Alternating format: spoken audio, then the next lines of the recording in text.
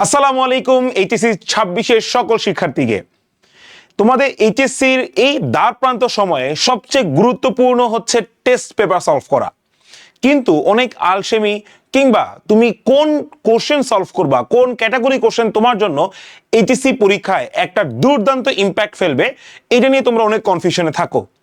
তো এই তোমাদের এই কঠিন বিষয়টাকে আমি খুব সহজ করে দিব এই অ্যাকাউন্টিং 50 সিকিউ সিরিজে। আমাদের এখানে তোমাদের 50 দিনে প্রতিদিন একটা করে সিকিউ আপলোড হবে, তার মানে টোটাল 50টা সিকিউ তোমরা পাচ্ছ। এই 50টা সিকিউ তোমাদের অ্যাকাউন্টিং এর ফার্স্ট পেপার এবং সেকেন্ড পেপার দুটাকে একত্রে আমরা সলভ করে দিব। যে সকল সিকিউগুলো গুরুত্বপূর্ণ, যে সকল সিকিউগুলো তোমাদের বোর্ড পরীক্ষায় আসার চান্সেস হাই থাকে, এবং যে সকল সিকিউ দ্বারা তোমাদের ওই অধ্যায়ের সমস্ত বেসিকগুলো ক্লিয়ার হয়ে যাবে, সেই সকল সিকিউগুলো আমরা বাছাই করে এই পর্বে তোমাদেরকে দেখাবো। সো আমাদের প্রতিদিন একটা একটা করে এরকম সিকিউ আপলোড হবে আমাদের এসিপি পেজে এবং আমাদের ইউটিউব চ্যানেলে, এবং এটা তোমাদের ইনশাআল্লাহ এইচএসসিতে অ্যাকাউন্টিংয়ে A+ পাইতে সবচেয়ে বেশি সহায়ক হবে। সো তোমরা দেখতে পাচ্ছ যে আমাদের এইটা এসিপি পেজ এবং ইউটিউবে আপলোড হচ্ছে। আমাদের ক্লাস শুরু হচ্ছে আজকে থেকে, তার মানে এপ্রিলের 12 তারিখ থেকে, এবং আমরা প্রতিদিন রাত 10টায় আমাদের এটা আপলোড হবে। প্রতিদিন রাত 11টায় এটা আমাদের একদম পেজে এবং ইউটিউবে আপলোড হয়ে যাবে, তোমরা সেখান থেকে দেখে নিতে পারবে।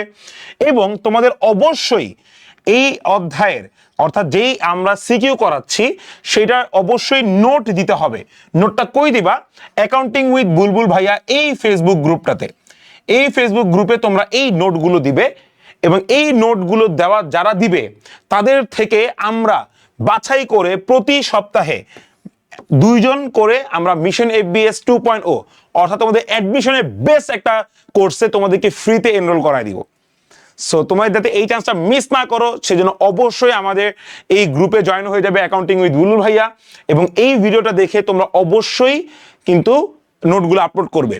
এবং এটা আমাদের রাত্রে আপলোড করার একটাই রিজন, সেটা হচ্ছে তোমরা যাতে রাত্রে একদম শেষ মুহূর্তে শোয়ার আগে, যেরকম আমরা প্রতিদিন মেডিসিন খাই না রাত্রেবেলা, অনেক সময় অনেকে খাই, তো এইটা একটা মেডিসিনের মতো, যেটা তোমাকে ধীরে ধীরে এইচএসসি পরীক্ষার জন্য একদম পারফেক্টলি প্রিপারেশন নিয়ে দেওয়া হবে। তাছাড়া আমাদের কিন্তু এমসিকিউরও একটা সিরিজ আসবে তোমাদের জন্যই, তাই যুক্ত থাকো কিন্তু আমাদের এসিবির সাথে। সো চলো আমরা বিসমিল্লাহ বলে আজকে আমাদের প্রথম ক্লাস এই সিকিউ 1 এখানে আমরা অঙ্কটা সলভ করি। সো আমরা দেখতে পাচ্ছি আমাদের এই প্রশ্নটা নেওয়া হচ্ছে চট্টগ্রাম বোর্ড 2022 সাল থেকে, এবং এটা হচ্ছে আর্থিক বিবরণীর একটা ম্যাথ। সো আমরা সবাই জানি যে আর্থিক বিবরণী ম্যাথে আমাদের কিন্তু দুইটা পদ্ধতিতে আর্থিক বিবরণী করা যায়। একটা হচ্ছে একতরফা, একটা হচ্ছে এক ধাপ বিশিষ্ট, একটা হচ্ছে বহুধাপ বিশিষ্ট। এক ধাপ বিশিষ্ট হচ্ছে আমাদের যে আয় বিবরণী প্রস্তুত করি, আর বহুধাপ বিশিষ্ট মানে হচ্ছে বিষয়দায় বিবরণী প্রস্তুত করি। সাথে তো আমরা দেখা যায় আমাদের আর্থিক অবস্থা বিবরণী মাস্ট থাকবেই। সো আমাদের এই প্রশ্নতে কি চাইছে একটু দেখো, আমাদের একটা রেয়ামিল দেওয়া আছে এবং আমাদের কিছু সমন্বয় দেওয়া আছে। আমাদের ক নম্বরে কি বলছে দেখো, 1 ও 2 নম্বর সমন্বয়ের জাবেদা দাখিলা দাও। তার মানে হচ্ছে আমাকে এই 1 নাম্বার এবং এই 2 নাম্বার সমন্বয়ে জাবেদা লিখতে হবে এই ক নাম্বারের 2 নাম্বারের জন্য। সো এটা শুরু করার আগে তোমাদেরকে একটা ইম্পর্টেন্ট জিনিস বলে রাখি, অনেক সময় আমরা যখন আর্থিক বিবরণী করি তখন কিন্তু অনেক সময় আমরা সমন্বয়টা মিস করে ফেলি, যে আমরা কোন সমন্বয়টা দিব বা কোনটার সাথে কোন সমন্বয় দিতে হয় এটা আমরা ভুলে যাই। পরে গিয়ে মনে পড়ে, যোগ বিয়োগ করার পর গিয়ে মনে পড়ে ভাই আমি তো সমন্বয় দাখিলা উল্লেখ করি নেই।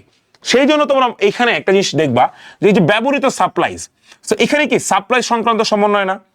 সো তোমরা এখানে দেখো এই আমাদের ছকে সাপ্লাইজ কই আছে, এই যে সাপ্লাইজ, সো এই সাপ্লাইজের পাশে 1 লিখে রাখবা এই সমন্বয় নাম্বারটা। আবার এই 2 নাম্বার সমন্বয় কি আছে? অগ্রিম বীমা, তার মানে অগ্রিম বীমা কই আছে আমার? এই যে 2 নাম্বারে অগ্রিম বীমা পাশে আমরা 2 লিখে রাখবো। 3 ধারে সেবা প্রদান, তার মানে এটা সেবা প্রদান নিয়ে কথা বলছে। সেবা প্রদান মানে হচ্ছে সেবা আয় নিয়ে। সেবা আয় কই আছে? এই দেখো সেবা আয়, তো এখানে আমরা 3 লিখবো। 4 নম্বরে কি বলা হয়েছে? অনুপার্জিত সেবায়, তার মানে এখানে অনুপার্জিত সেবার একটা সমন্বয় আছে, এই যে অনুপার্জিত সেবায়, এখানে ভাই আমরা 4 দিয়ে দিব। তার মানে আমি যখন এই দাখিলাটা করতে যাব কিংবা আমরা যখন এই হিসাবটা করতে যাব তখন আমার পাশে 1 দেখেই মনে পড়বে যে আমার এখানে একটা সমন্বয় আছে। তো এর ফলে হবে কি, তোমরা সমন্বয়টা ভুল করবা না বা সমন্বয়টা মিস্টেক করার কোনো চান্স থাকবে না তোমার কাছে।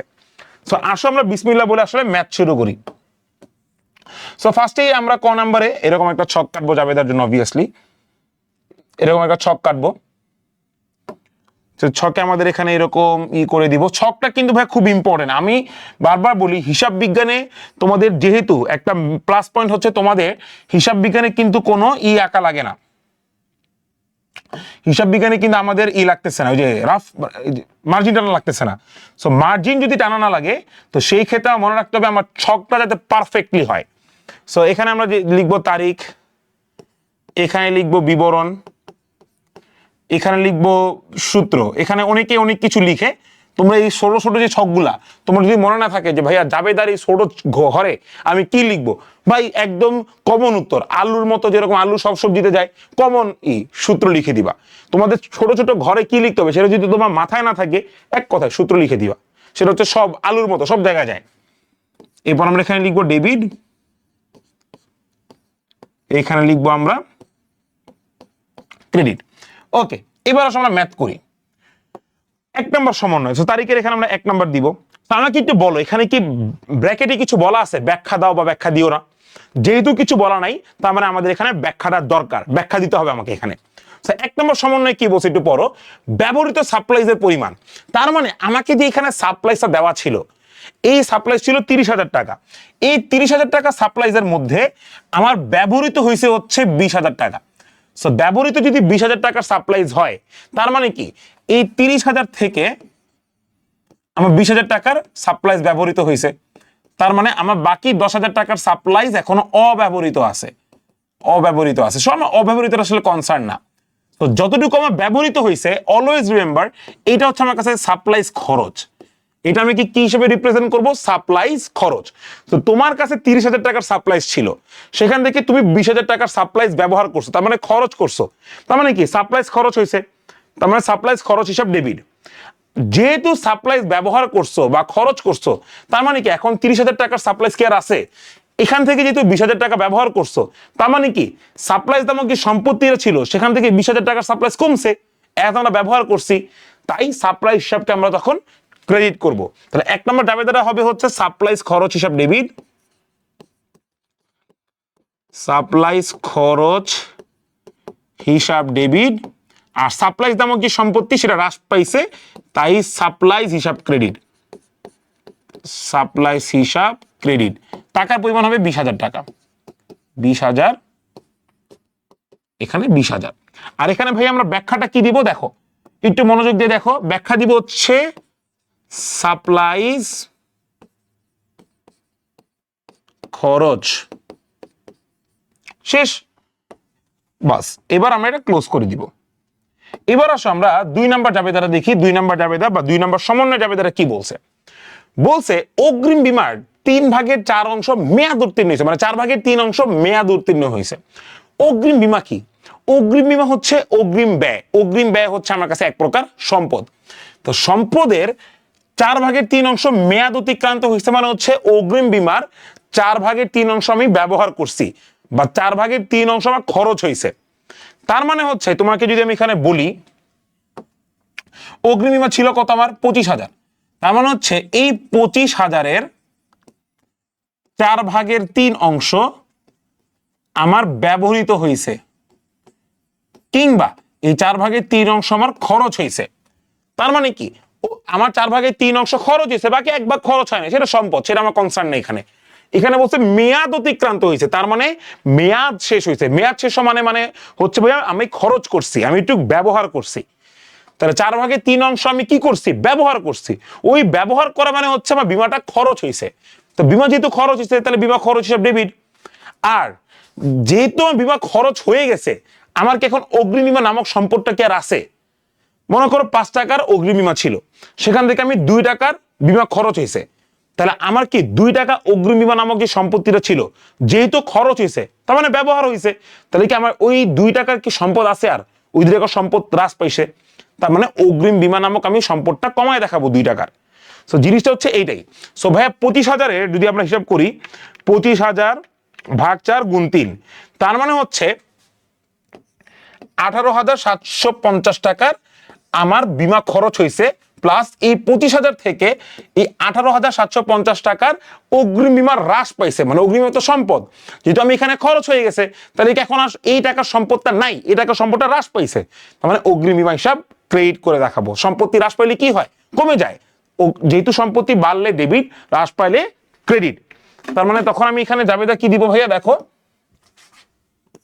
বিমা খরচ যেহেতু হয়েছে, মেয়াদ অতিক্রান্ত মানে খরচ হয়েছে, তার মানে বিমা খরচ হিসাব ডেবিট।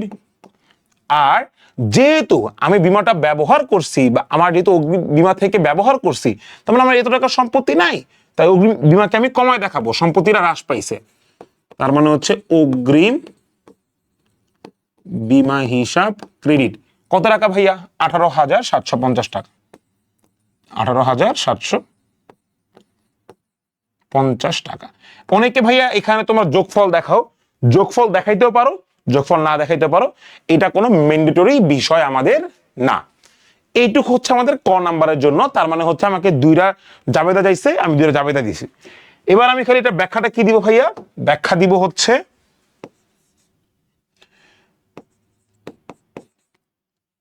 ব্যাখ্যাটা একটু ছোট করে দেয়, এত বড় করে ব্যাখ্যা দেওয়ার কিছু নেই। বিমা খরচ হয়েছে, শেষ, এন্ড অফ ডিসকাশন। যত সিম্পল পারো। আমরা অনেক সময় দেখি, তোমরা হিসাব বিজ্ঞান প্রথম পত্রে প্রথম অধ্যায়ে তোমরা যেরকম উদ্বৃত্ত পত্র তৈরি করো, ভাই মন্তব্য বিশাল দাও, যত কম দিবে তত ভালো ভাই, এত তো প্যারানোর কিছু নেই। আমি আশা করি এটা সবাই বুঝতে পারছো। এবার খ নাম্বারে যাই, বলছে আর্থিক বিশদায় বিবরণী তৈরি করো। এখন ভাইয়া তোমরা একটু প্রশ্নটা পড়ো, এখানে কি বলছে? বিশদায় বিবরণী তৈরি করো। তোমরা বিশদায় বিবরণী নামটা শুনলেই চিন্তা করো কি, নিট বিক্রয় থেকে বিক্রিত পণ্য ব্যয় বাদ মোট লাভ, মোট লাভ থেকে পরিচালন ব্যয় বাদ পরিচালন মুনাফা, সেখানে অপরিচালন আয় যোগ অপরিচালন ব্যয় বিয়োগ নেট মুনাফা, এটা মনে করো। কিন্তু ভাইয়া বিশদায় বিবরণী বলা মানে সেটা যে বহুধাপ বিশিষ্ট হইতে হবে বাধ্যবাধকতা নাই। আয় বিবরণী হইতে পারে, বিশদায় বিবরণী হইতে পারে, তার মানে এক ধাপ বিশিষ্ট হইতে পারে, আবার বহুধাপ বিশিষ্ট হইতে পারে। বুঝবো কেমনে ভাইয়া? যদি দেখো প্রশ্নে সেবা আয় বলা আছে, তার মানে ভাইয়া সেটা এক ধাপ বিশিষ্ট, তার মানে সেটা কি? এক ধাপ বিশিষ্ট। সেই আমাদের এই অঙ্কটা এক ধাপ বিশিষ্ট আয় বিবরণী হবে। এক ধাপ বিশিষ্ট আয় বিবরণীর ক্ষেত্রে একটু দেখো, পুরো ছকের স্ট্রাকচারটা আমি দেখাই দিব।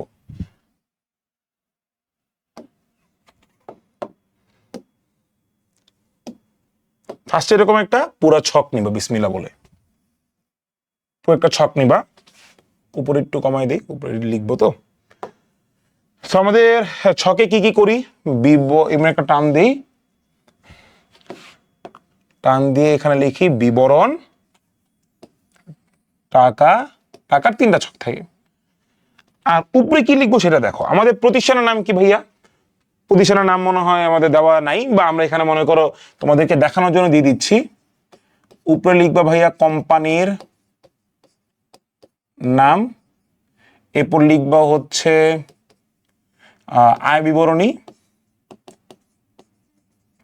আয় বিবরণী, এরপর লিখবা ডট ডট ডট, মানে সালে এত সালের 31 ডিসেম্বর সমাপ্ত বছরের জন্য। 31 ডিসেম্বর তারিখের জন্য হবে, 31 ডিসেম্বর তারিখের জন্য, কারণ আমরা আমরা তো বিশদায় বিবরণী করতেছি ভাইয়া, তো বিশদায় বিবরণী সালের জন্য হয়। 31 ডিসেম্বর সমাপ্ত বছরের জন্য, সমাপ্ত বছরের জন্য। এইটা ভাইয়া দেখাই দিচ্ছি কেন ছকটা, এটা যদি আমি তোমাদের আগে থেকে তৈরি করে রাখতাম তোমরা অনেক কিছু বুঝতে পারতো না। সো এই ভাইয়া ছকটা আল্লাহর ওয়াস্তে মাস্ট বি দিবা, কারণ এই ছকের উপর তোমাদের 1 নাম্বার ডিপেন্ড করে। সার্চের এখানে 1 নাম্বার কাটতে পারে, হাফ নাম্বার কাটতে পারে, তোমার কিচ্ছু বলার নাই এই জায়গায়, মিস্টেক তোমার, তুমি দাও নাই কেন। সো আমরা এখানে লিখবো বিবরণ, এখানে ছকে লিখবো টাকা, 3টা টাকার ঘর। এখানে একটা এমসিকিউ আছে, হালকা করে বলে দিই, যে আর্থিক বিবরণীর ছকের প্রথম ঘরটাকে কি বলা হয়? এই প্রথম ঘরটাকে বলা হয় ইনার কলাম। একটা এমসিকিউ আসে, সেটা মাথায় রাখবা। এই ঘরটাকে আমরা নাম দিই কি? Inner column.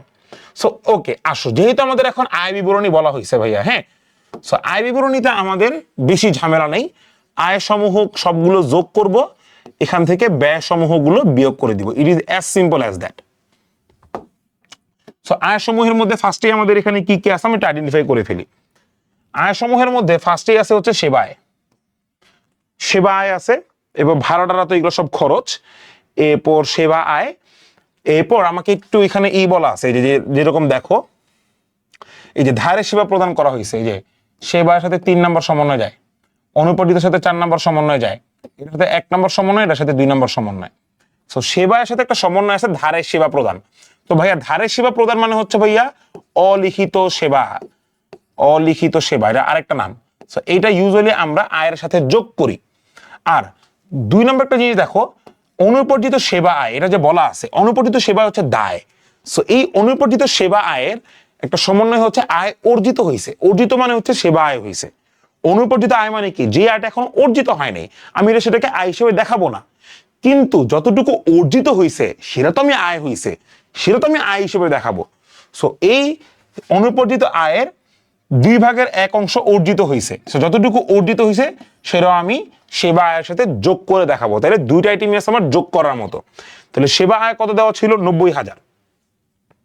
সো ফার্স্টে আমরা লিখতেছি এখানে, ফার্স্টে আমরা এখানে লিখবো, দেখো সেবা আয় 90,000। এরপর এখানে সাথে যোগ করব হচ্ছে ধারে সেবা আয় বা অলিখিত সেবা, যেটা তোমরা বলো। তাহলে এখানে ধারের সেবা প্রদান কত, 12,000 টাকা। সো এখানে আমি 12,000 টাকা যোগ করব। এরপর আমার আরেকটা জিনিস যোগ হবে, অর্জিত সেবা আয়, অর্জিত সেবা আয়। সবাই অর্জিত সেবা আয়টা কত দেখো তো, মানে এই অনুপার্জিত সেবা আয় হচ্ছে 18,000। এই 18,000 2/1 অংশ অর্জিত হয়েছে, তার মানে 18,000-এর ভাগ 2 গুণ 1 অর্জিত হয়েছে, তার মানে হচ্ছে 9, 9 2 18, তার মানে 9,000 টাকা আমার অর্জিত হয়েছে। তার মানে আমি এখানে একটু রাফ করে দেখাই দিব, 18,000 ভাগ 2 গুণ 1, তার মানে হচ্ছে এই 9,000 টাকা আমার অর্জিত। সো আমার ম্যাথ শেষ, আয়ের অংশটা শেষ। তাহলে আয়ের কত টাকা দাঁড়াচ্ছে, 90 আর 12 হচ্ছে 1,02,000, 1,02 আর 9 1,11,000, 1,11,000। ঠিক আছে, সো এইটা হচ্ছে আমার আয়। আমার আয়ের অনেক সময় যোগের থাকতে পারে, অনেক সময় বিয়োগের থাকতে পারে, আমরা এটা কনসার্ন হবো না, এটা আমাদের কনসার্নে কিছু না। এবার হচ্ছে আমরা এখান থেকে যা সিম্পল আয় থেকে আমরা ব্যয়গুলোকে বিয়োগ করে দিব, তার মানে হচ্ছে ব্যয় সমূহ। সো ব্যয় সমূহের মধ্যে আমার কি কি আছে একটু আমার দেখতে হবে এখন। দেখো ব্যয় সমূহের মধ্যে ফার্স্টে যাচ্ছে হচ্ছে সাপ্লাইজে যতটুকু ব্যবহৃত হয়েছে, এটা আমার কাছে ব্যয়। যেহেতু এটা সাপ্লাইজ খরচ, সেহেতু আমার এটা আমার কাছে ব্যয়, মানে সাপ্লাইজ খরচ 20,000 টাকা আমি এখানে আসবে। এবং অগ্রিম বীমা যতটুকু মেয়াদ অতিক্রান্ত হয়েছে, তার মানে বীমা খরচ হয়েছে ততটুকু আমি লিখবো। তাহলে বীমা খরচ কত টাকা হয়েছিল, 18,750। এটা আমরা এই ক নাম্বারে বের করছি। যতটুকু খরচ হয়েছে ততটুকুই তো আমরা দেখাবো। ব্যয় সমূহের মধ্যে কি দেখাই, সম্পদ সম্পদ যা থাকুক, যতটুকু আমার এই বছর খরচ হয়েছে, সেটা সাপ্লাইজ খরচ হোক, বীমা খরচ হোক, সেটা আমি এই বছরের আয় বিবরণী হোক, বিশদ আয় বিবরণী হোক দেখাবো। সো এটা আমার দেখাবো। এরপর আমার মনে করো তোমরা বেতন দেখাবো, ভাড়া দেখাবো, বাস আর কিছু নাই। তাহলে আমাকে সাপ্লাইজ হচ্ছে 20,000 ফার্স্টে দেখাচ্ছি। তাহলে আমরা এখানে লিখবো হচ্ছে সাপ্লাইজ, এখানে সাপ্লাইজ হচ্ছে 20,000। এরপর আমার হচ্ছে বীমা খরচ, বীমা খরচ 18,750। এরপর হচ্ছে বেতন আমার 18,750। বেতন কত ছিল ভাই আমার, এই দুটো শেষ। বেতন ছিল 22,000, ভাড়া 8,000। বেতন হচ্ছে 22,000, এরপর ভাড়া হচ্ছে 8,000, শেষ। এবার আমরা এই ব্যয়গুলাকে যোগ করব। তাহলে আমি যদি যোগ করি ভাইয়া, দেখো এই 20,000-এর সাথে এই 18,750 যোগ 22,000 যোগ 8,000 যোগ, তাহলে অ্যান্সার দাঁড়াচ্ছে হচ্ছে 68,750। 68,750 টাকা আমার দাঁড়াচ্ছে ব্যয়। তো এবার আমি এই আয় থেকে ব্যয়গুলা বিসমিল্লাহ বলে বাদ দিয়ে দিব, আমার কোনো কথাই নেই। আয়গুলো থেকে ব্যয় বাদ দিব। তাহলে আমার আয় হচ্ছে 1,11,000 মাইনাস এই ব্যয় 42,250 টাকা। তাহলে আমার 42,250 টাকা হচ্ছে বিসমিল্লাহ বলে নিট লাভ, বা নিট ক্ষতি হইতে পারতো, বাট নিট লাভ হয়েছে আমার। সো এইটুক আমি আশা করি তোমরা বুঝতে পারছো। এইটুক বুঝতে কোনো সমস্যা হওয়ার কথা না, ঠিক আছে। সো আমাদের এই বিষয়, আমাদের আয় বিবরণী বললে জিনিসটা খুব কনভিনিয়েন্ট যে আমরা আয়গুলো সব যোগ, ব্যয়গুলো সব বিয়োগ, ব্যয় কোনো ক্লাসিফিকেশনস নাই। ঠিক আছে, এইটুকু আমি আশা করি তোমরা ভাইয়া বুঝতে পারছো, এইটুকু বুঝতে কোনো সমস্যা নাই। 3 নম্বর ম্যাথটা কি বলছে দেখো। 3 নম্বর ম্যাথে বলা হয়েছে ভাইয়া বছর শেষে চলতি সম্পদ আর চলতি দায়ের পরিমাণ বের করো। আমি এটা হচ্ছে আমাদের বিশদায় বিবরণীর একটা অংশ, আমি তোমাকে এখানে দেখাই দিচ্ছি যে তোমরা এটা কিভাবে করবা। সো উপরে তোমরা যথারীতি লিখবা, যথারীতি কি লিখবা যে কোম্পানির নামটা এবং বিষয়, এখানে যেহেতু আমরা বিশদায় বিবরণী করতেছি, কোম্পানির নাম বিশদায় বিবরণী 2022 বা 2021 সালের সমাপ্ত বছরের জন্য, শেষ বা 2022 সালের জন্য, এক কথায়। সো উপরে তোমরা লিখবে এটা, এরপর আমরা দিব হচ্ছে বিবরণ, টাকা, টাকা এবং টাকা। সো ফার্স্টে আমাদের কি আসবে ভাইয়া, চলতি সম্পদ জানতে চাইছে। তো ফার্স্টে আমরা এখানে লিখবো যে ভাই আমাদের চলতি সম্পদ কোনগুলো। দেখো ভাইয়া চলতি সম্পদগুলো খুব ইজি, আমাকে এখানে এক নজরে বলতে পারি হাতে নগদ চলতি সম্পদ, প্রাপ্য হিসাব চলতি সম্পদ, এরপর আমার ব্যাংক জমা চলতি সম্পদ। এইবার আমার যেরকম দেখো এই যে সাপ্লাই ব্যবহৃত হয়েছে, তাহলে ভাইয়া যতটুকু ব্যবহৃত হয় নাই তার মানে বাকি 10,000 যেমন ব্যবহৃত হয় নাই, এইটা হচ্ছে আমার কাছে অব্যবহৃত সাপ্লাই, যেটা চলতি সম্পদের আন্ডারে পড়ে। সো এইটা আমার কাছে আসবে। এবং অগ্রিম বীমা, অগ্রিম বীমা মানে কি অগ্রিম ব্যয়, এটা আমার কাছে চলতি সম্পদ। সো আমার এখানে 4 ভাগের 3 ভাগ তো মেয়াদ অতিক্রান্ত হয়েছে, তাহলে ভাইয়া আমি যদি হিসাব করি 4 ভাগের 3 ভাগ মেয়াদ অতিক্রান্ত হয়েছে, তাহলে 25-এর 4 ভাগের 1 ভাগ তো মেয়াদ অতিক্রান্ত হয় নাই, তার মানে 6,250 টাকা আমার এখনো অগ্রিম বীমা আছে, তাহলে এটা তোমার কাছে এখনো সম্পদ। আমি ফার্স্টে কি বের করছিলাম, 18,750 টাকা তো আমার মেয়াদ অতিক্রান্ত হয়েছে, ওটা তোমার খরচ হয়েছে। তো ভাই যেটুকু আমার খরচ হয় নাই, অর্থাৎ 6,250, তো ওটুকু তো আমার ভাইয়া অগ্রিম বীমা, ওটুকু তো আমি চলতি সম্পদের মধ্যে দেখাবো। তাহলে আমার এই দুইটাও চলতি সম্পদের মধ্যে যাচ্ছে। হাতে নগদ যাচ্ছে, মূলধন তো মালিকানা সত্ত্ব, প্রাপ্য হিসাব যাচ্ছে, আসবাবপত্র আমার দীর্ঘমেয়াদী সম্পদ এখানে যাচ্ছে না, মানে স্থায়ী সম্পদ। বেতন ভাড়া তো যাবেই না, সেবায় আমার আয়ের মধ্যে চলছে, প্রদেয় হিসাব চলতি দায়, অনুপার্জিত সেবা, এটা পরে কথা বলবো, ব্যাংক জমা, আমার এই কয়েকটা যাচ্ছে চলতি সম্পদে। তো ফার্স্টে আমরা লিখি হচ্ছে কি চলতি সম্পদে কি আছে, আমার হাতে নগদ। চলতি সম্পদে আছে হাতে নগদ, হাতে নগদ কত টাকা ভাইয়া, 21,000 টাকা।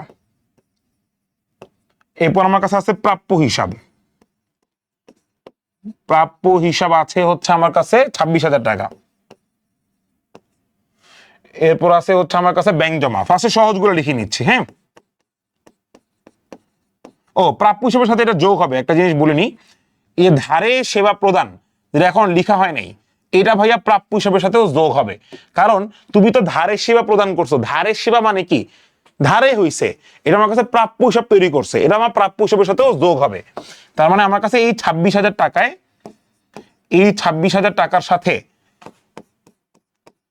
এই ধারে সেবা প্রদান এটা যোগ হচ্ছে, কারণ ধারে সেবা প্রদান করতেছি, এটা যেরকম আমার সেবার সাথে যোগ হচ্ছে, এটা তোমার আয় হইতেছে, ধারে যেহেতু প্রদান করতেছি এটা তো আয়, প্লাস এখন যেহেতু আমি সেবাটা প্রদান করছি টাকাটা পাই নাই, তার মানে কি এটা প্রাপ্য হিসাব, তাহলে প্রাপ্য হিসাবের সাথে আমার যোগ হবে।